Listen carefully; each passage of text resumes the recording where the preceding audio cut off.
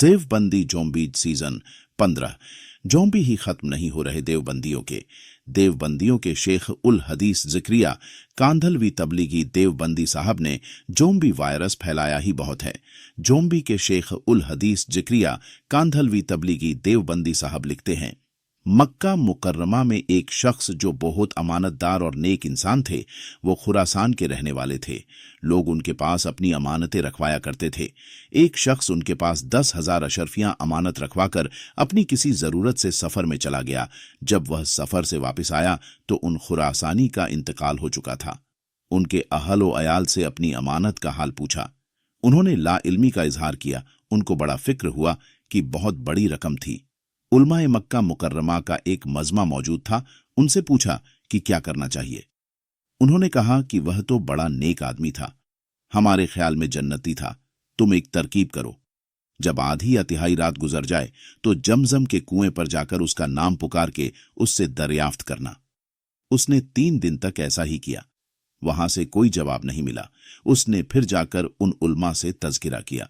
उन्होंने इन्ना लिल्लाह पढ़ी और कहा कि हमें तो यह डर हो गया है कि वह शायद जन्नती न हो, तो फलां जगह जा, वहां एक वादी है जिसका नाम बरहूत है, उसमें एक कुआं है, उस कुएं पर आवाज दे।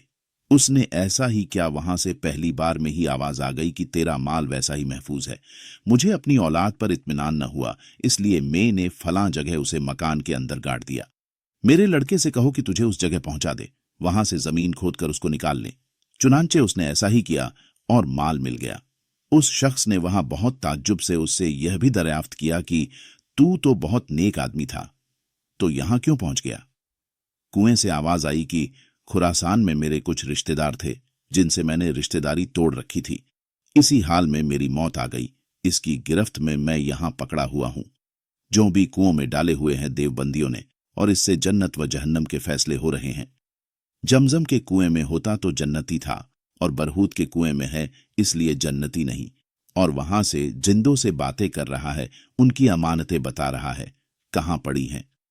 क्या बकवास जमा कर रखी है इन झोंबी के शेख उल हदीस ने।